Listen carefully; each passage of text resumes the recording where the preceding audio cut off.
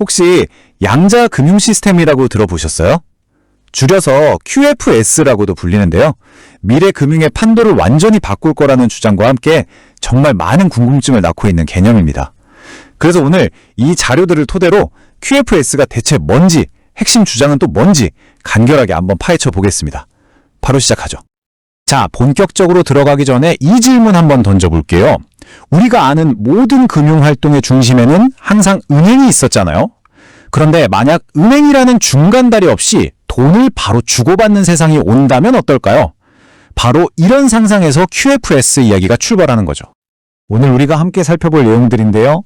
먼저 QFS가 대체 뭔지 그 정의부터 알아보고 위성을 통해서 기존 방식이랑 어떻게 다르게 작동한다고 주장하는지 살펴볼 겁니다. 그리고 일부 자료에서 제시하는 2026년에 아주 급진적인 전환 시나리오도 들여다본 뒤에요. 현실적인 자산관리법과 가장 중요한 사기 경고로 마무리해볼까 합니다. 자, 그럼 첫 번째 질문입니다. 대체 QFS가 뭘까요? 이 새로운 경제 시스템의 가장 기본적인 정의부터 한번 짚고 넘어가 보죠. 자료들을 보면요. QFS는 기존 금융망과는 완전히 별개인 독립적인 네트워크라고 설명해요. 핵심 주장은 군사 위성 기술을 기반으로 한다는 건데요.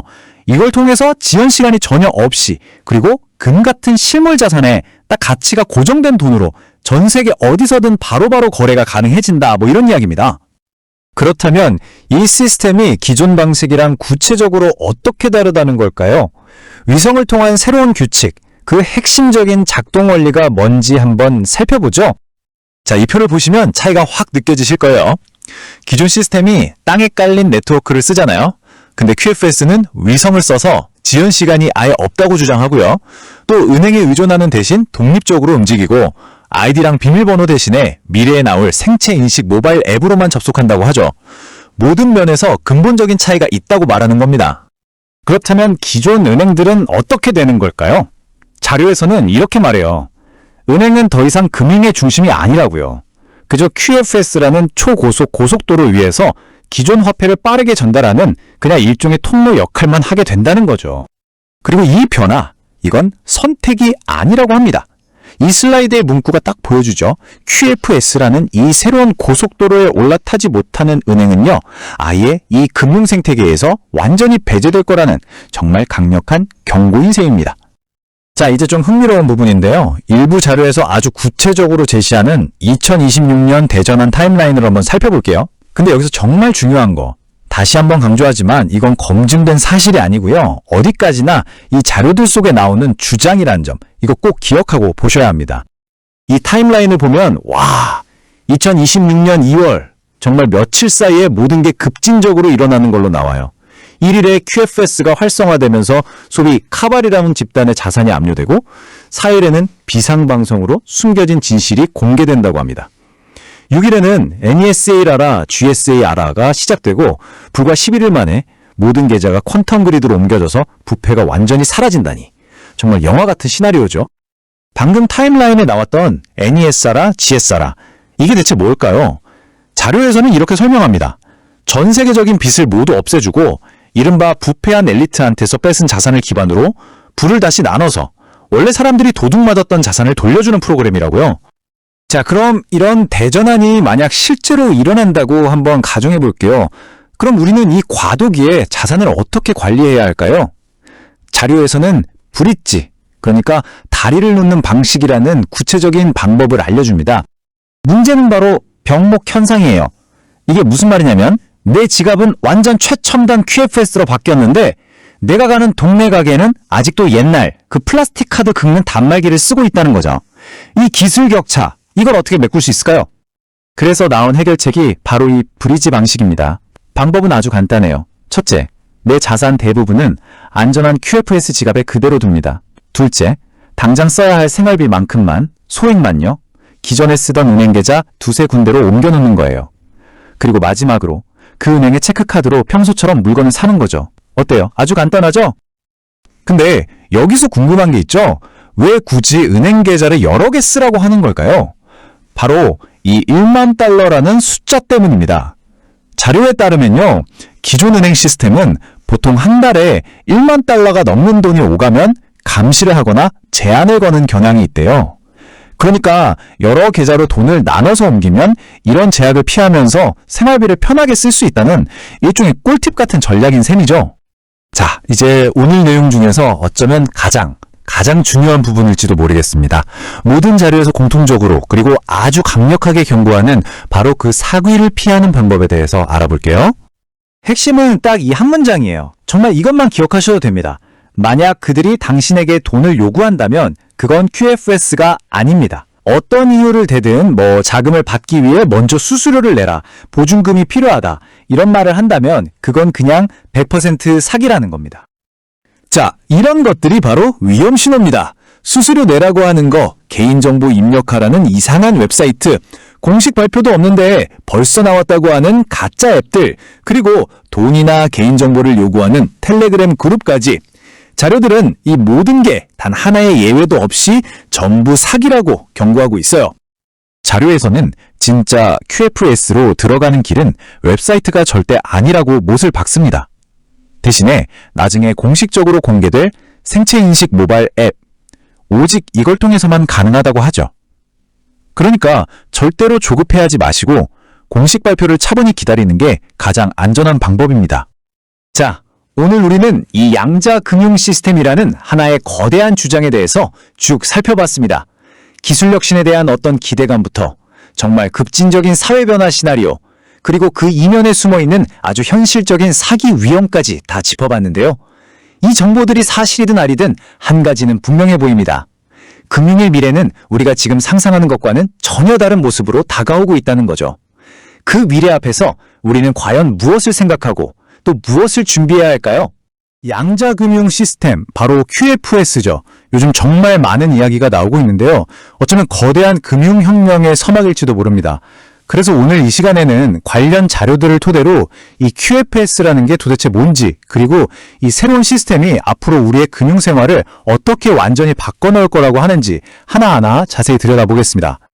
자, 오늘 우리가 함께 살펴볼 내용들입니다. 먼저 QFS의 기본 개념부터 확실히 잡고 갈 거고요. 그 다음엔 자료들이 제시하는 2020년의 구체적인 전환 로드맵을 따라가 볼 겁니다.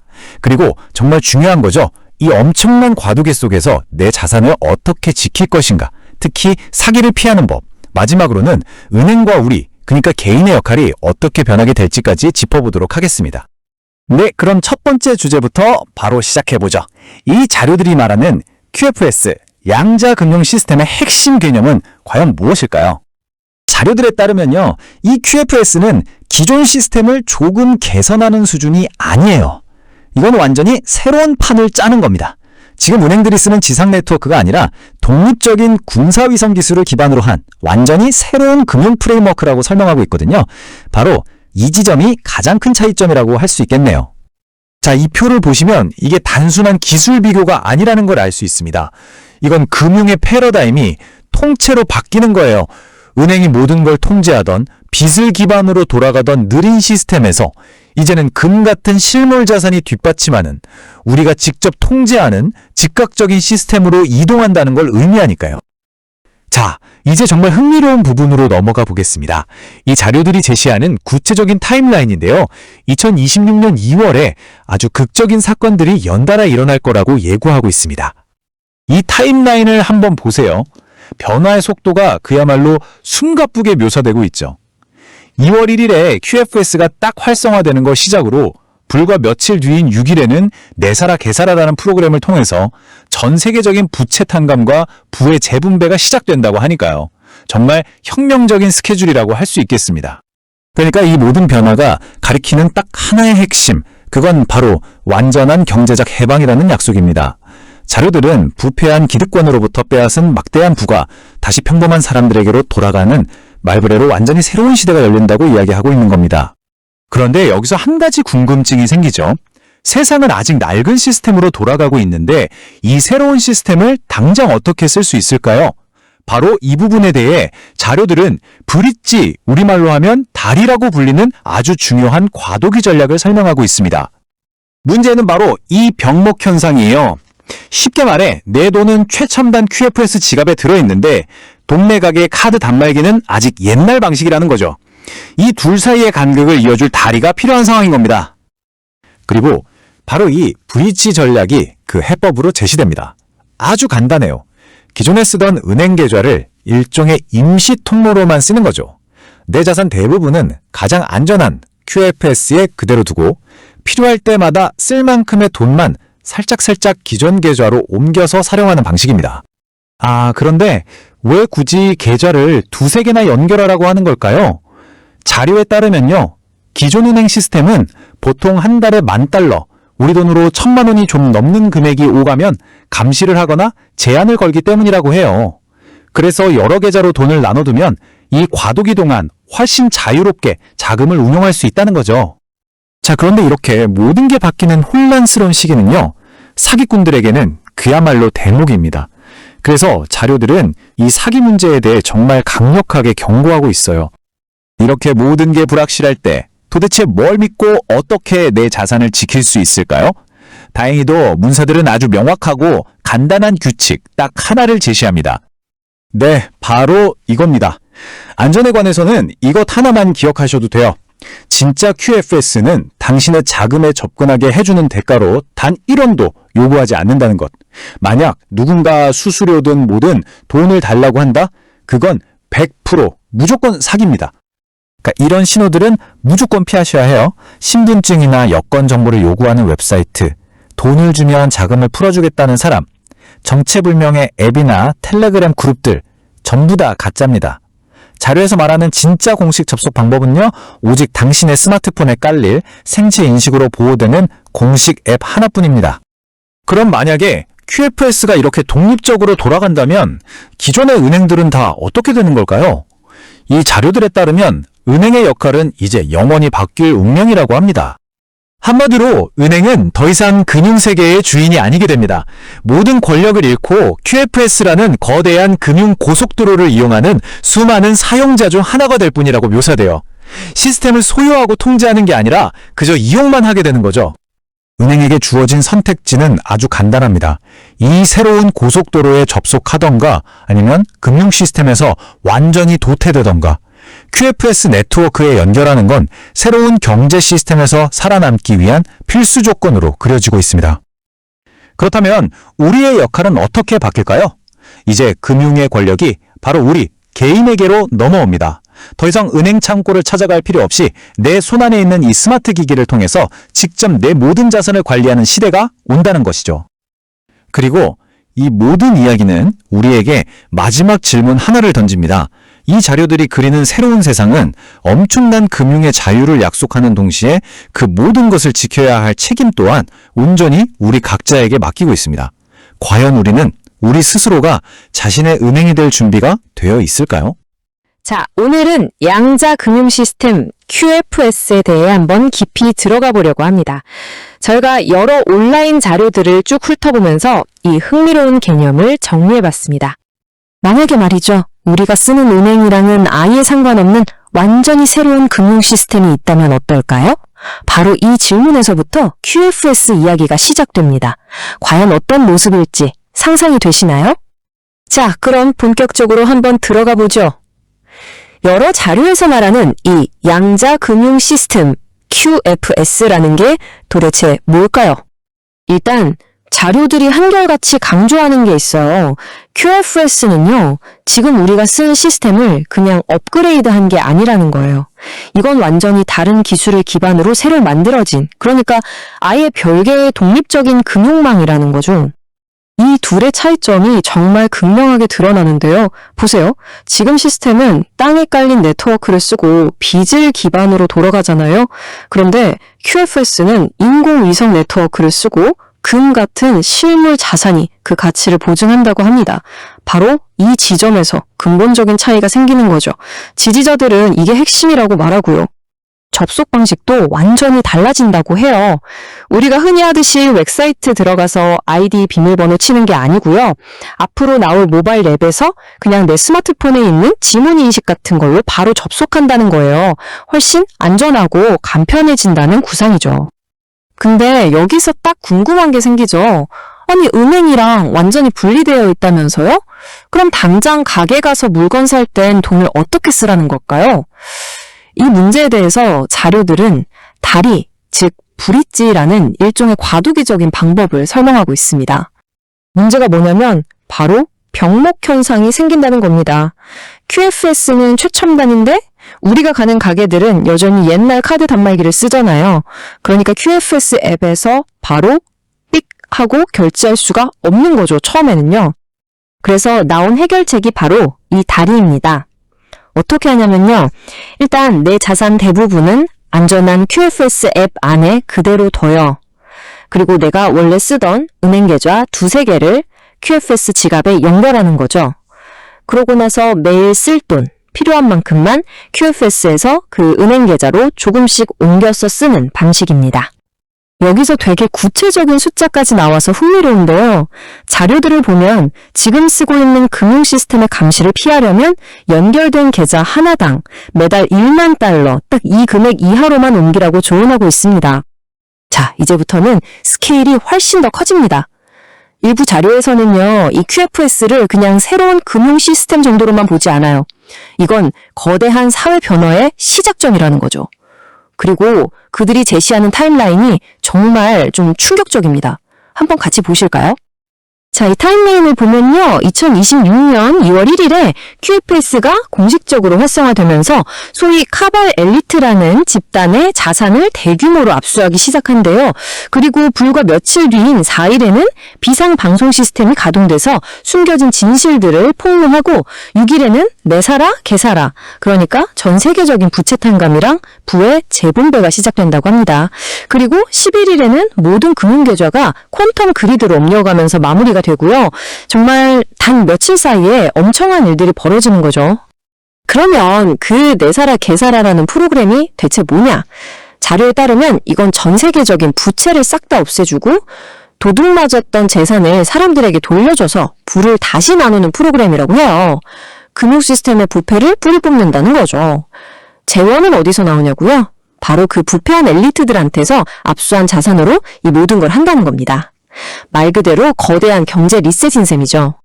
자, 그럼 이런 세상이 오면 우리가 지금 쓰는 은행들은 다 어떻게 되는 걸까요? 없어지는 걸까요? 자료들을 보면 은행이 아예 사라지는 건 아니라고 합니다. 대신에 그 역할이 완전히 바뀐다고 해요. 여기에 정말 기가 막힌 비유가 하나 등장합니다. QFS를 초고속 고속도로에 비유하는 건데요. 그럼 은행은 뭐가 되느냐? 바로 그 고속도로 위를 달리는 수많은 자동차 중 하나일 뿐이라는 겁니다. 이게 무슨 뜻이겠어요? 더 이상 은행이 금융 시스템의 주인이 아니라는 거죠. 그냥 도로를 이용하는 일개 사용자가 될 뿐이라는 겁니다. 그러니까 이 비유는 결국 강력한 경고인 셈이에요. 이 새로운 QFS, 고속도로에 올라타지 못하는 은행, 즉 연결되지 않는 은행은 어떻게 될까요? 그렇죠. 새로운 글로벌 금융 시스템에서 그냥 완전히 제외되어 버리는 겁니다. 자, 이제부터는 정말 중요한 내용입니다.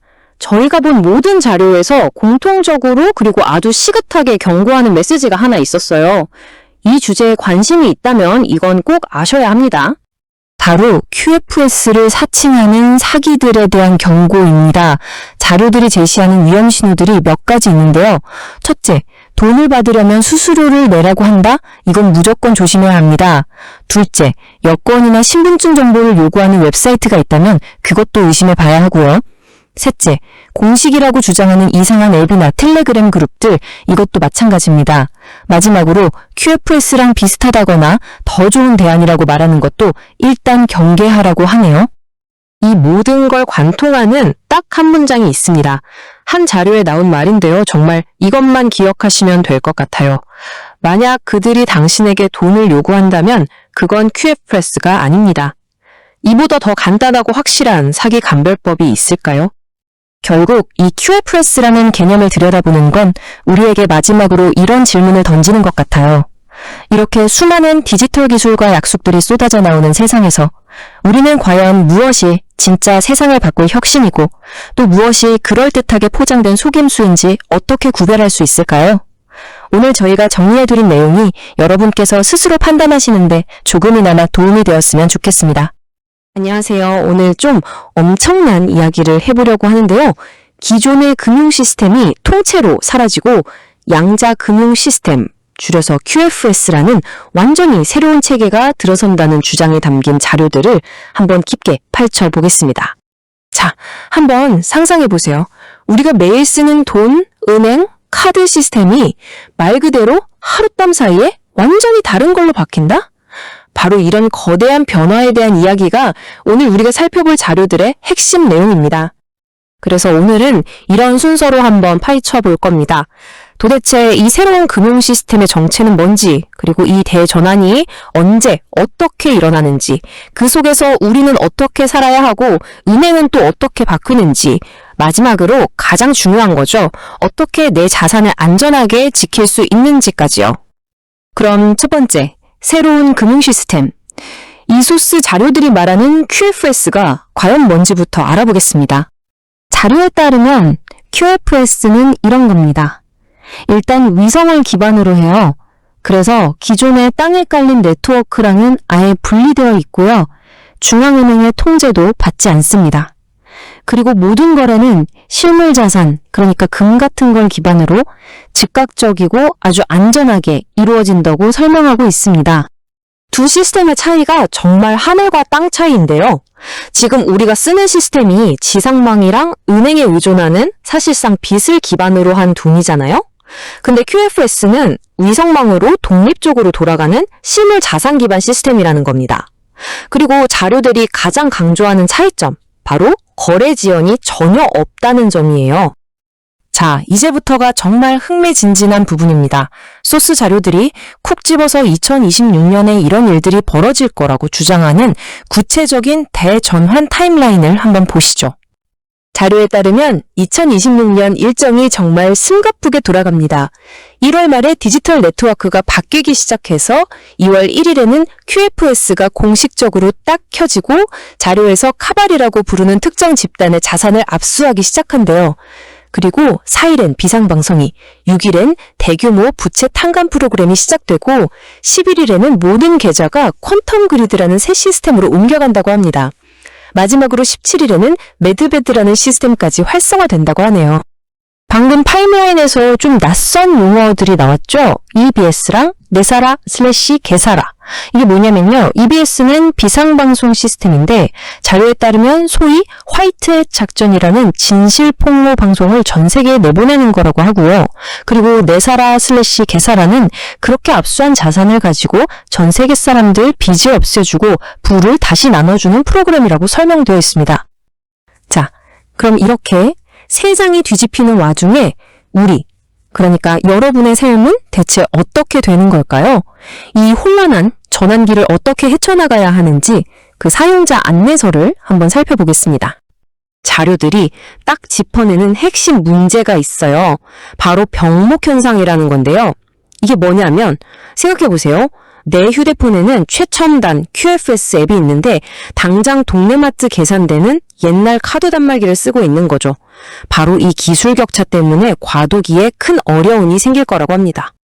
그래서 자료들이 제안하는 해결책이 바로 이 다리 놓기 전략입니다. 아주 중요한데요. 핵심은 절대 자산을 한 번에 기존 은행으로 다 옮기지 말라는 거예요. 대부분의 자산은 안전한 QFS 앱에 그대로 두고 쓰던 은행 계좌 두세 개를 연결만 해두는 거죠. 그리고 필요할 때마다 생활비처럼 소액만 이체해서 평소처럼 카드 긁고 현금 뽑아 쓰는 방식입니다. 그리고 앞으로는 돈에 접근하는 방식 자체가 완전히 달라져요. 자료에 따르면 이제 더 이상 어떤 웹사이트에 여권 번호나 개인정보를 입력할 필요가 전혀 없다는 겁니다. 오직 내 휴대폰에 있는 지문이나 얼굴 인식, 이런 생체 정보만으로 내 QFS 자산에 접근하게 된다는 거죠. 다음은 은행 이야기입니다. 지금까지 금융의 제왕이었던 은행들, 이들의 운명은 어떻게 될까요? 자료들은 은행이 주인이 아니라 단순한 전달자로 전락한다고 말하는데요. 한번 보시죠. 이 한 문장이 은행의 새로운 역할을 그냥 딱 보여주는 것 같아요. 은행이 더 이상 고속도로의 주인이 아니라는 겁니다. QFS라는 훨씬 빠르고 좋은 새 고속도로를 이용하는 그냥 수많은 차들 중 하나가 될 뿐이라는 거죠. 그래서 자료들은 은행 앞에 놓인 선택지가 딱 두 개뿐이라고 말합니다. 이 새로운 QFS 네트워크에 연결해서 살아남거나 아니면 그걸 거부하고 금융 시스템에서 아예 사라지거나 중간은 없다는 거예요. 정말 권력이 어떻게 이동하는지 한눈에 보이죠? 과거에 모든 걸 통제하고 쥐락펴락하던 금융의 왕좌에서 미래에는 QFS 지갑에 직접 손도 못 대는 단순한 송금 채널로 바뀐다는 겁니다. 자료들은 은행이 권력기관이 아니라 수도나 전기처럼 그냥 하나의 서비스가 될 거라고 설명하고 있어요. 자, 이제 마지막입니다. 어쩌면 오늘 내용 중에 가장 중요할 수도 있습니다. 이 혼란한 시기에 내 소중한 자산을 지키려면 어떻게 해야 할까요? 소스 자료들이 강력하게 경고하는 사기 유형과 대처법을 알아보겠습니다. 이 5가지는 그냥 머리에 새겨두셔야 합니다. 자료들은 이런 경우를 100% 사기라고 단정 짓고 있어요. 먼저 돈을 보내야 당신의 큰돈을 풀어주겠다, 웹사이트에 개인정보를 입력해라, 아직 공식 발표도 안 된 앱, 돈 받고 정보를 주겠다는 텔레그램 그룹, 그리고 QFS랑 비슷하지만 다른 시스템을 제안하는 것들, 이건 무조건 피해야 한다고 아주 강력하게 경고합니다. 그리고 모든 걸 관통하는 가장 중요한 원칙, 바로 이겁니다. 이 한 문장만 기억하시면 돼요. 진짜 QFS는 절대로 당신에게 먼저 돈을 요구하지 않는다. 이것이 자료들의 일관된 주장입니다. 자, 오늘 우리는 소스 자료들을 통해서 정말 거대한 새로운 금융 시스템의 청사진 하나를 들여다봤습니다.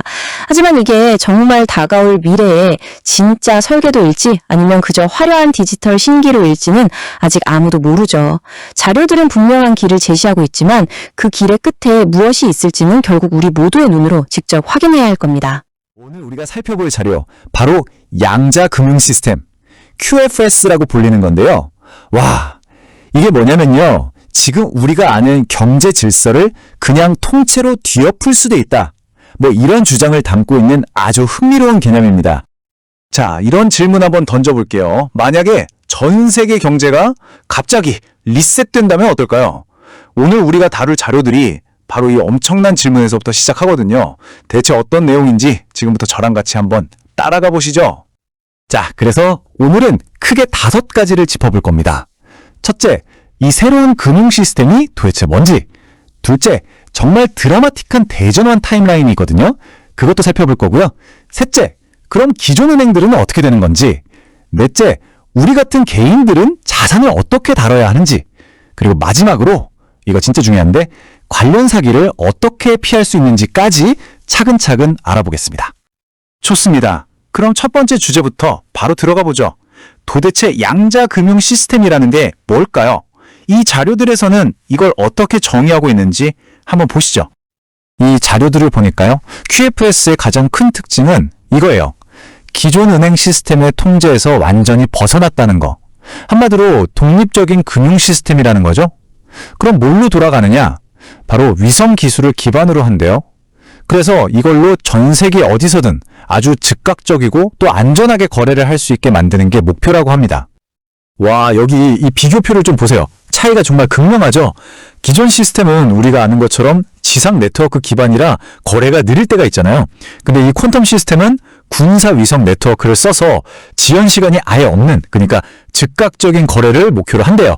그리고 은행이 통제하던 것에서 벗어나서 완전히 독립적이고, 또 하나 중요한 게 빚을 기반으로 하는 게 아니라 금 같은 실물 자산으로 가치를 보장한다고 설명하고 있습니다.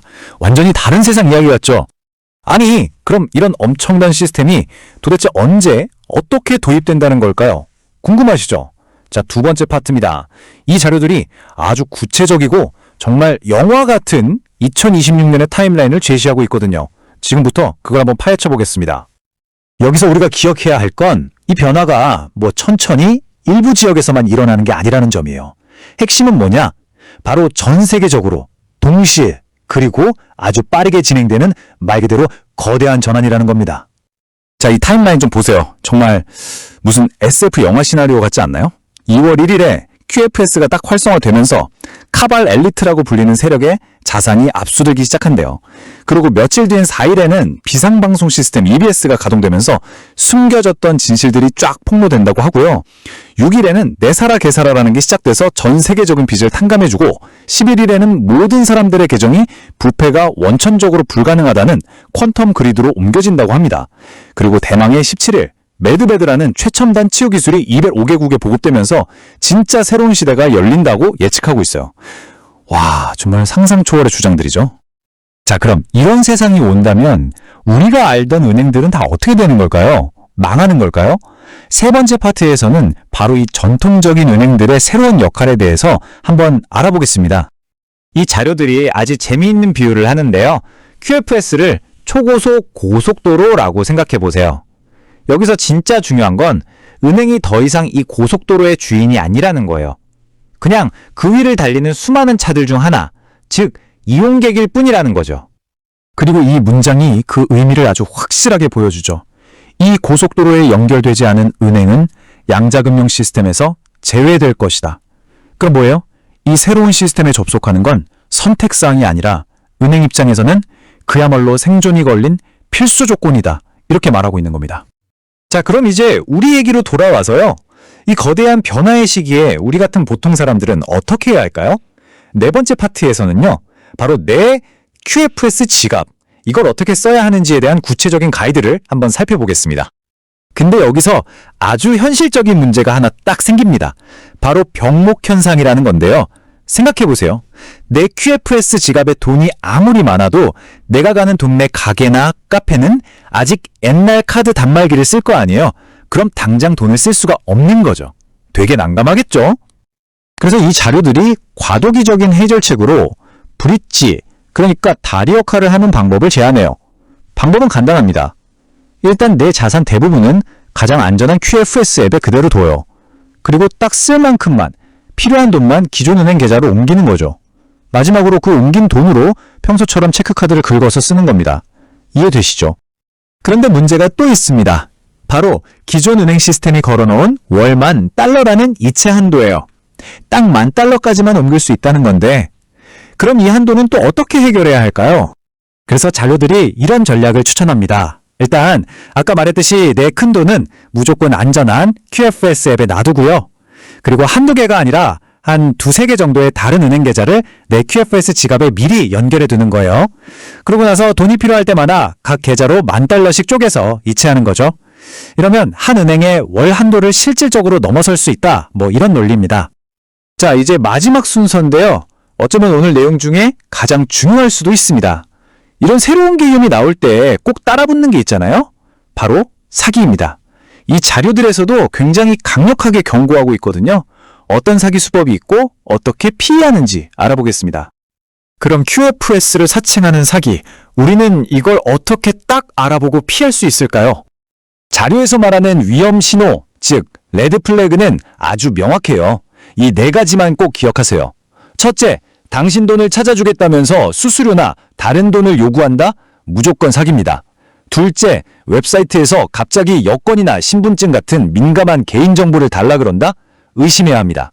셋째, 무슨 비공식 앱을 깔라거나 텔레그램 그룹으로 오라고 한다? 조심하셔야 돼요.